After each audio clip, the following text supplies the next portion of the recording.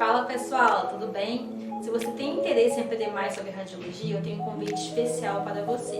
No curso auxiliar de radiologia, nós vamos abordar temas como história da radiologia, princípios básicos de formação de imagem radiográfica, anatomia e posicionamento radiográfico. Aqui você vai ter uma oportunidade única de aprender com professores especializados na área e além de vivenciar situações práticas do radiologista veterinário. O meu nome é Gabriele Bernardo, eu sou coordenadora e professora aqui do CDMV. Oi pessoal, tudo bem? Me chamo Juliana Lopes, sou médica veterinária, também dou aula aqui no CDMV. Venho trazer uma novidade para vocês a respeito sobre o atendimento domiciliar veterinário. Eu, assim como vocês, também passei por dificuldades ali no meu primeiro ano de formada, trabalhei em internações, clínicas e eu vi uma oportunidade dentro do atendimento domiciliar, onde eu conseguia ter mais contato ali, carinho com o cliente, consegui fidelizar muitos clientes e desde então trabalho apenas nesse mercado. Diante desse mercado, eu também percebi que eu também tinha que aprender mais coisas e por isso que eu trouxe esse curso, para falar um pouco para vocês sobre marketing, precificação, vendas, fidelização, técnicas de encantamento de cliente, para assim vocês também conseguirem faturar mais dentro da medicina veterinária. E aí, o que acham? Vamos lá? Olá, queridos! Não é novidade para ninguém o quanto a população de grávidos vem crescendo no Brasil e o quanto que isso reflete na casuística dos felinos nos hospitais veterinários.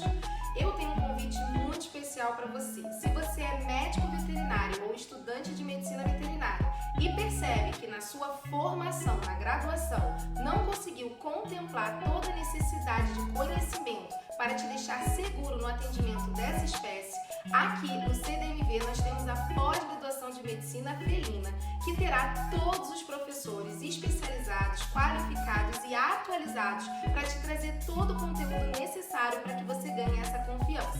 Nós temos toda uma estrutura para te fornecer aulas práticas que você poderá praticar os principais procedimentos de rotina clínica.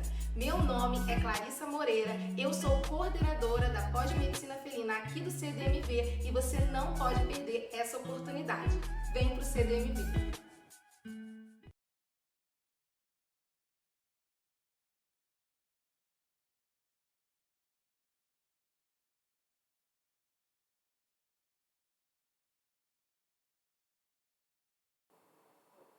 Olá pessoal, tudo bem? Meu nome é Gabriele Bernardo, vou conversar com vocês hoje sobre as principais técnicas radiográficas de contraste positivo. Essa técnica é uma técnica que ainda não é muito conhecida e eu quero trazer para vocês hoje as principais indicações desse exame, quando vocês podem pedir e o que esperar desse exame. Meu nome é Gabriele Bernardo, eu sou médica veterinária graduada pela Universidade Federal Rural do Rio de Janeiro. Também possuo residência na área, na mesma instituição, e atualmente eu sou radiologista do Hospital DOC e também trabalho com atendimento domiciliar. Atualmente também sou coordenadora do curso auxiliar de radiologia aqui no CDMV. Então, o que é o exame contrastado? Ele é uma técnica de raio-x, diagnóstico por imagem, que ele vai usar um meio de contraste para tentar evidenciar alguma estrutura anatômica. Quando a gente fala de órgãos ocos, órgãos tubulares, a gente também vai querer tentar entender como a distribuição desse contraste vai se dar dentro daquele órgão. E aí a gente vai conversar sobre isso mais para frente. Então, existem alguns tipos de contraste. O contraste positivo é o contraste que ele se apresenta no raio-x como contraste radiopaco. Então, ele vai ficar mais branco na imagem, como nós estamos vendo aqui nessa imagem. O contraste positivo ele é à base de iodo ou de bário. Já o contraste negativo, ele é um contraste que a gente chama de radiolucente, ou seja, ele é mais escuro. E ele é basicamente à base de ar. O contraste misto é uma mistura de contraste positivo e contraste negativo. Na radiologia, a gente usa esses três tipos de contraste, mas existem outras técnicas de diagnóstico por imagem que também fazem uso de contraste, como a tomografia e a ressonância magnética. Na ressonância magnética, existe o contraste chamado gadolínio, que é um tipo de contraste que a gente não vai falar hoje aqui nessa aula. Essa aqui é a fluoroscopia, que é um tipo de exame também, que usa o raio-x, só que ele é feito de uma forma dinâmica, e a gente consegue ver a imagem basicamente em tempo real, Nessa primeira imagem aqui, nós conseguimos visualizar um cão fazendo injeção de contraste. Como vocês podem ver aqui, o contraste passando pelo esôfago. Nessa outra imagem também é de um cão. Esse paciente está sondado por via uretral, e essa sonda está chegando até a bexiga, e aqui nós vamos fazer a aplicação de contraste.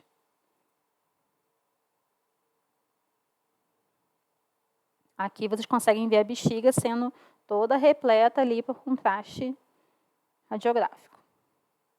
Essa imagem foi cedida pela Unirádio. Então, quando a gente fala do contraste de bário, a gente está falando de um tipo de contraste que tem o seu uso restrito ao trato digestivo. Ou seja, ele não pode ser feito por nenhuma outra via que não seja por via oral ou por via retal. Então, a gente pode, com esse contraste, a gente vai conseguir evidenciar o esôfago, o estômago, o intestino delgado, cólon e reto. Quando a gente fala em termos de imagem, o contraste de bário ele é mais claro em relação ao contraste de iodo. Eu vou explicar mais para frente para vocês por que isso acontece. Já o contraste de iodo, no mercado, hoje nós temos o contraste iônico e o não iônico. O iônico, geralmente, ele está mais associado a efeitos adversos, e por isso o contraste não iônico ele é mais utilizado, porque ele tem uma osmolaridade menor e, por isso, causa menos efeitos adversos. Então, quando a gente fala do contraste iônico, a gente sabe que ele tem uma menor osmolaridade, menos riscos de efeitos adversos. Como ele é excretado pelos rins, ele tem um uso restrito, precisa ser um tipo de exame usado com critério em pacientes nefropatas. E, por ele ser um tipo de contraste que tem a capacidade de atrair líquido para dentro do local onde ele está sendo aplicado, ele automaticamente vai gerar ele pode se diluir e, por isso, gerar uma imagem mais tênue em relação ao contraste de bário. E como é um tipo de exame que pode gerar alguns efeitos adversos, como alergia, anafilaxia, a gente precisa ter um preparo da equipe para eventuais intercorrências. O contraste de iodo, então, ele possui a sua excreção por via renal, então ele tem que ser usado com critério em pacientes nefropatas, cardiopatas, pacientes que estejam desidratados. E as principais vias de administração desse tipo de contraste é via intravenosa, via oral, via retal, via vaginal. Então, quando a gente fala do exame radiográfico contrastado, a primeira coisa que a gente tem que pensar é que precisa haver um preparo antes do exame acontecer.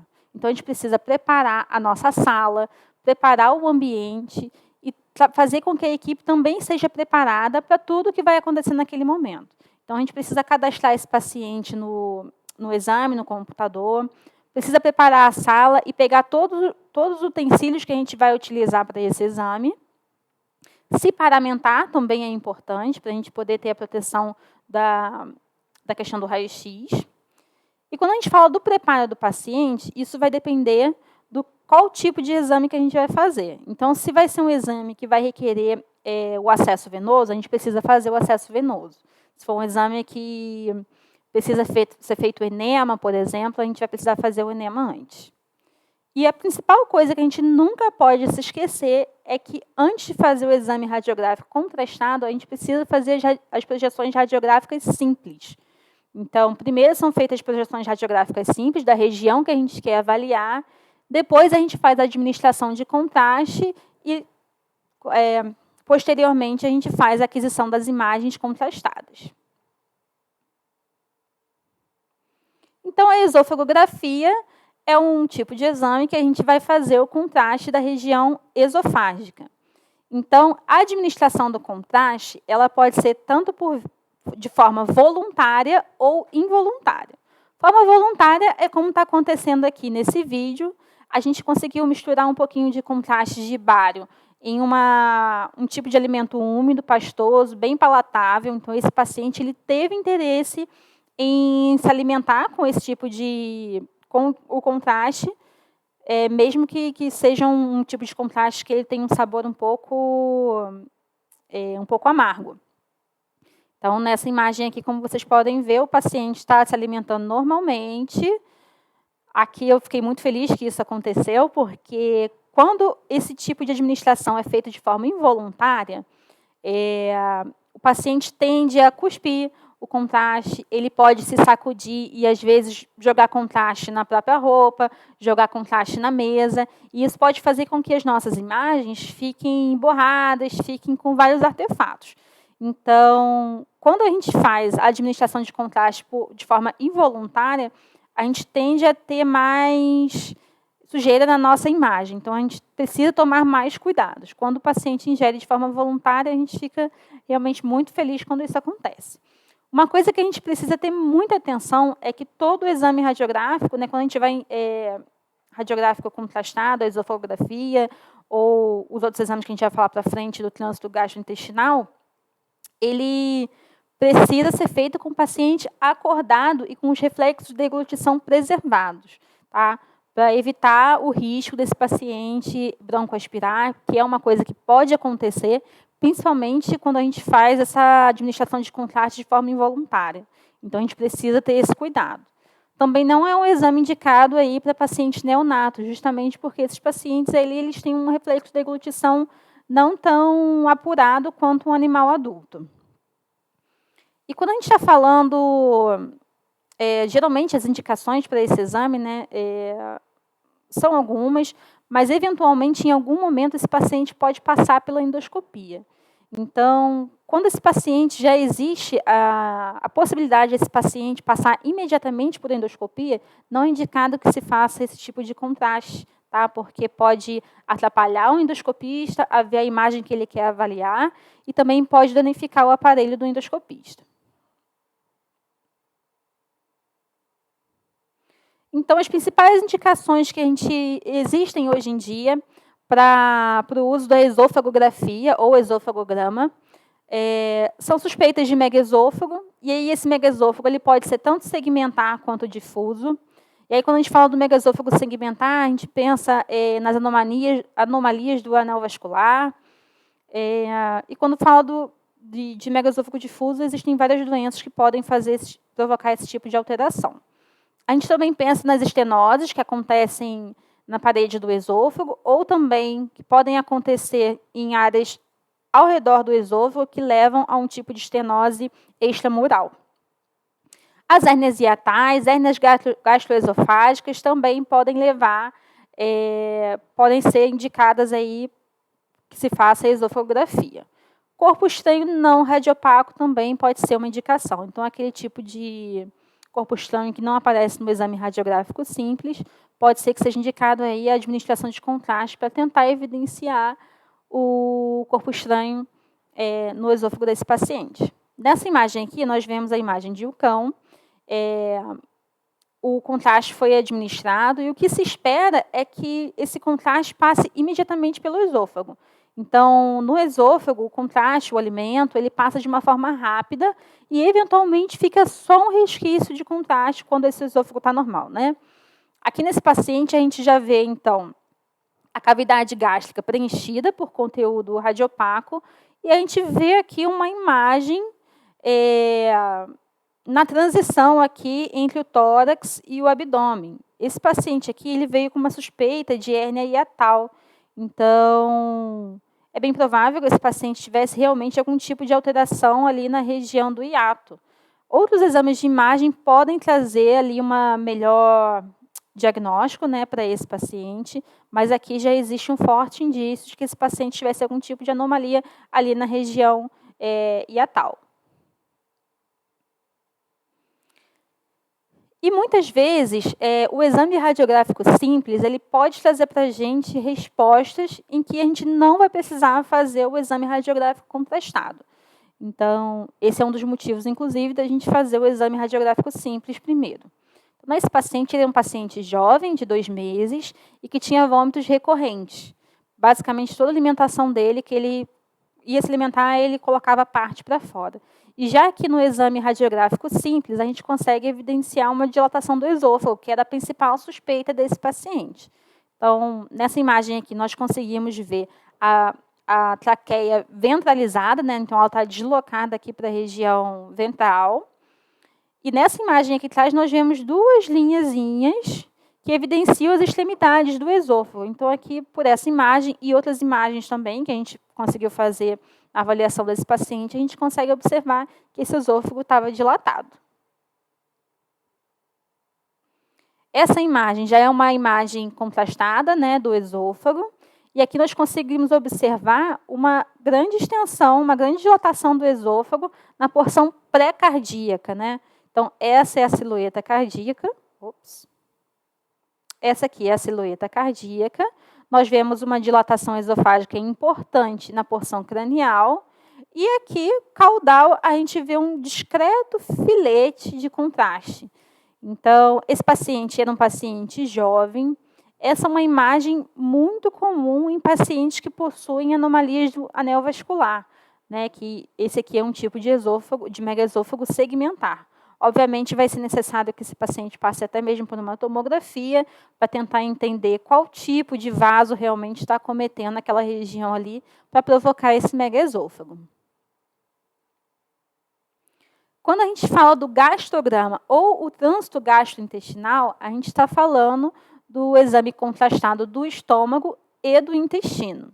Hoje em dia, essa técnica de exame tem sido cada vez menos utilizada, porque muitas vezes o exame ultrassonográfico ele consegue trazer muitas informações importantes e que vão ajudar esse paciente e que não necessariamente a gente vai precisar fazer um exame radiográfico contrastado. Mas em locais em que não tem ultrassonografia disponível, essa pode ser uma técnica utilizada principalmente em suspeitas de casos de processos obstrutivos, muitas vezes por corpo estranho ou por formações no intestino. A presença de corpo estranho não radiopaco, ou seja, que não apareça na radiografia simples, também pode ser uma indicação aí para a realização do gastrograma ou do trânsito gastrointestinal. E alterações de parede também, como estenose, úlceras, também podem ser evidenciadas através desse exame aqui. Contudo, esse exame é um exame, quando a gente fala do trânsito intestinal, pode ser um exame muito demorado, que muitas vezes pode levar até 6 horas para ser realizado.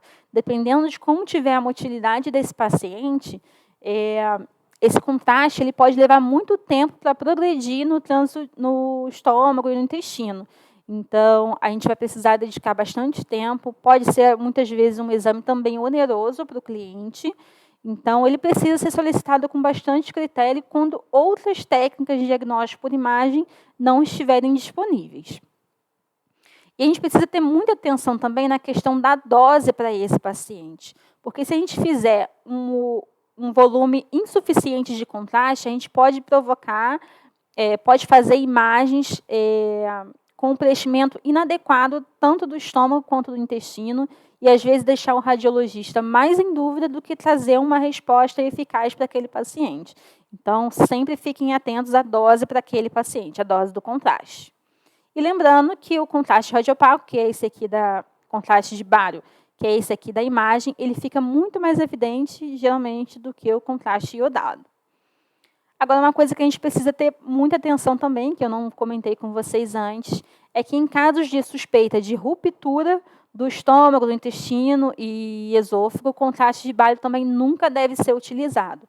Então, se esse paciente ingeriu um corpo estranho perfurante, se existe a suspeita de ruptura intestinal, a gente precisa fazer o contraste de bário. Não pode ser feito o contraste de bário, não. A gente precisa fazer o contraste de iodo. O contraste de bário ele nunca deve ser utilizado, porque ele pode, quando ele dispersa na cavidade abdominal, ele pode provocar uma peritonite importante. Inclusive, se esse paciente, em algum momento, for passar por alguma cirurgia após a administração desse tipo de contraste, ele pode fazer com que o pós-operatório seja mais difícil, que haja peritonite nesse paciente. Então, essas imagens aqui, para mostrar para vocês que, geralmente, o trânsito intestinal do gato, ele costuma ser mais rápido. Então, essa é uma imagem ventrodorsal de um gato. É uma imagem radiográfica simples. Então, aqui a gente consegue ver parte da cavidade gástrica. Alças intestinais aqui, elas não estão muito evidentes. Essa aqui é a região do cólon descendente, onde eu estou marcando. Aqui eu consigo avaliar os rins. E nesse paciente aqui, foi administrado contraste, e após 5 minutos, a gente consegue evidenciar aqui contraste no estômago, parece ter também aqui um pouco de contraste no esôfago ainda, e também no restante do intestino. 30 minutos após a administração de contraste nesse paciente, a gente já consegue ver o contraste lá no cólon descendente. E embora a gente ainda também consiga ver um pouquinho de contraste aqui no estômago e no intestino delgado. Uma coisa importante que a gente precisa saber para fazer o exame radiográfico do trânsito digestivo é que cada radiografia que a gente fizer, a gente precisa identificar com o tempo que a gente fez a primeira administração de contraste. Tá? Então, nesse paciente foi após 5 minutos, e nessa outra imagem aqui foi após 30 minutos. Quando a gente fala do enema de bário, a gente está falando ou clíster opaco, a gente está falando do exame radiográfico contrastado da região do cólon ascendente, transverso e descendente. Por mais que na questão do trânsito intestinal a gente vai conseguir fazer com que o contraste ele apareça na região do cólon, a indicação do enema de bário é que ele seja feito com a administração do contraste via retal. Então, por isso, esse paciente vai precisar passar por um jejum prolongado, porque o cólon ali pode ter muitas fezes, então a gente precisa que esse abdômen esteja limpo para que não haja muita sobreposição de estruturas na imagem radiográfica que a gente vai fazer. Eventualmente, alguns pacientes também precisam de medicações que façam com que ele evacue também, para que cada vez mais esse intestino ele fique mais vazio. Ele vai precisar também que seja feito enema, para que a gente consiga tirar todas as fezes do intestino para posteriormente colocar o contraste. E por causa disso, pode ser que seja necessário o uso de sedação ou anestesia, porque é um tipo de procedimento doloroso, incômodo para o paciente. Então, para a gente conseguir trazer aí mais sucesso para o nosso exame, a sedação e a anestesia vai ser importante. Tá? E aí, após a realização do enema, a gente consegue fazer a administração de contraste por via retal através de uma sonda de Foley. Então, a gente vai sondar esse paciente e administrar o contraste. E a indicação desse tipo de exame é justamente para casos de estenose, ou lesões na parede do próprio cólon, ou malformações. No caso dessa paciente aqui, era uma paciente que ela tinha passado por um procedimento cirúrgico e de castração, e posteriormente a esse procedimento, ela desenvolveu um granuloma, que tentaram corrigir posteriormente, mas esse granuloma ficou ali com um tecido fibroso e ela acabou desenvolvendo uma estenose aqui na região do colo. Então, ela tinha dificuldade para evacuar e as fezes dela não saíam com o formato esperado, elas saíam em formato de filete. Então, foi indicado esse exame aqui para que a gente conseguisse ver realmente o ponto de estenose, o grau de estenose que essa paciente tinha. E aqui a gente consegue observar nessa região uma região aqui de estenose na região logo aqui do reto, final do intestino. E agora falando do sistema urinário, existe a cistografia e a uretrografia.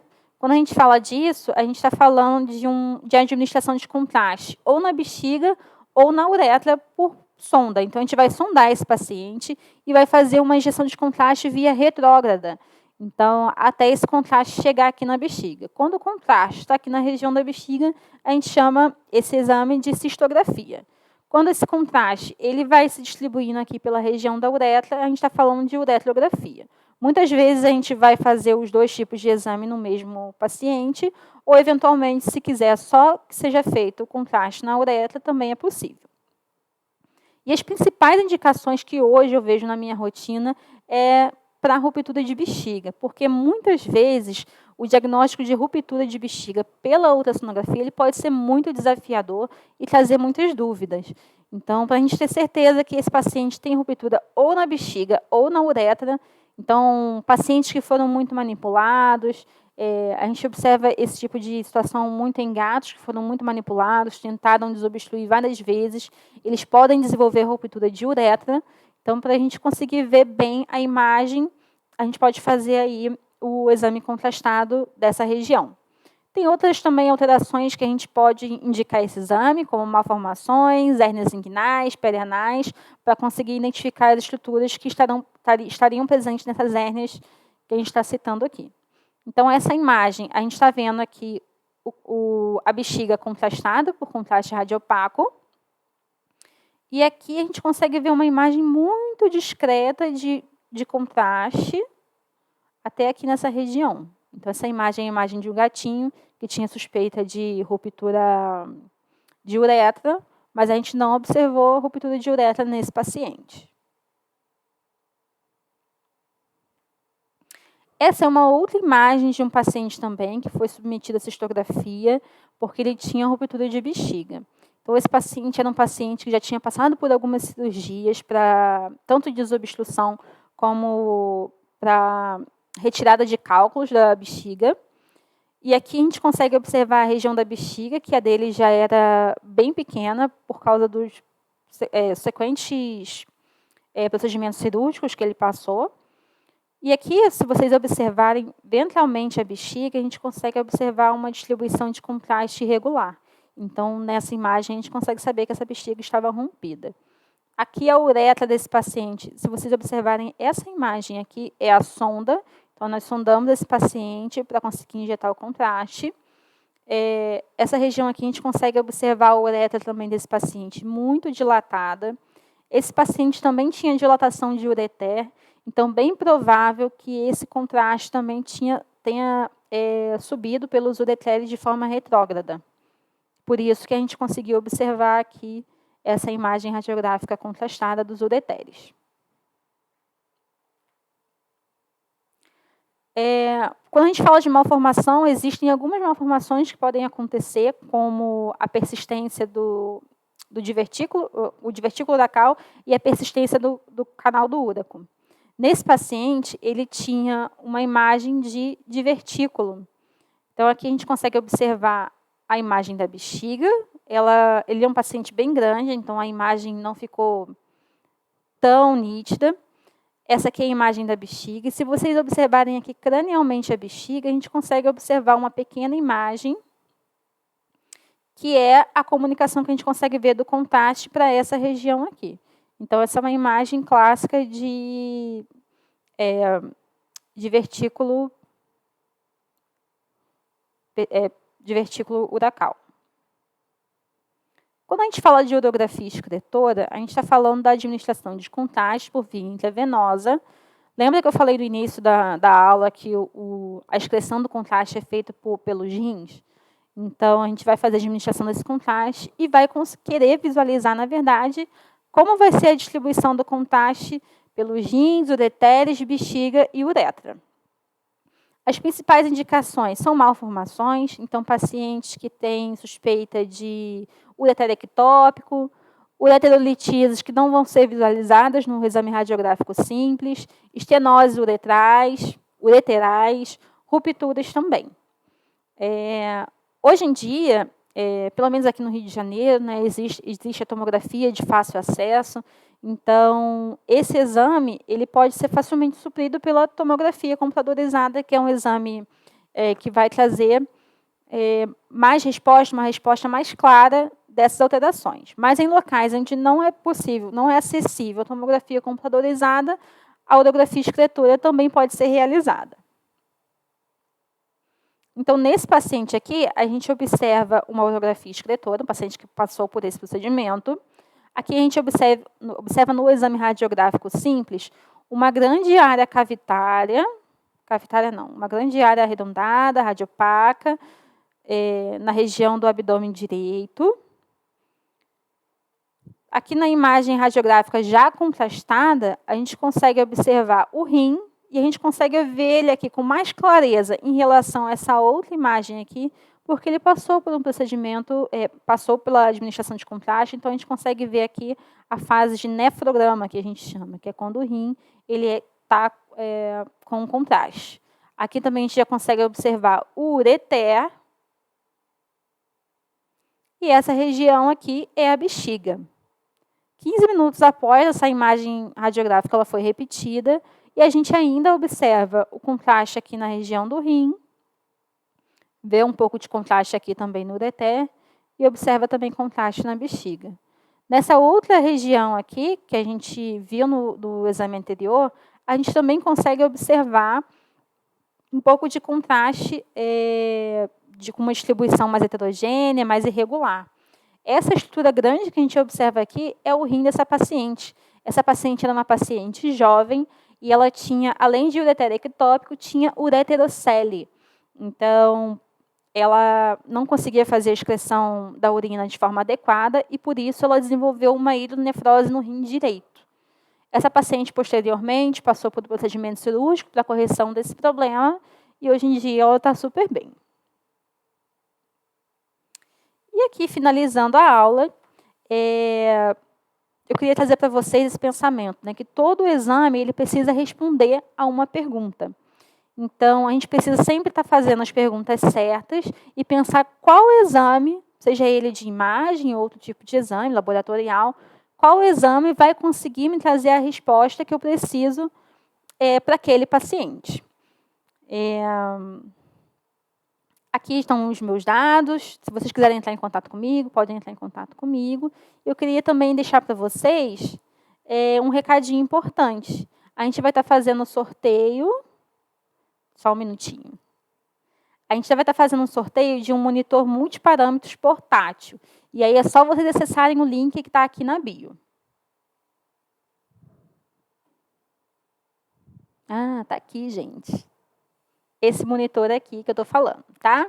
Então, acessa esse link que está aqui na bio e vocês vão conseguir participar desse sorteio. Oi, já finalizei. Esqueci de falar alguma coisa?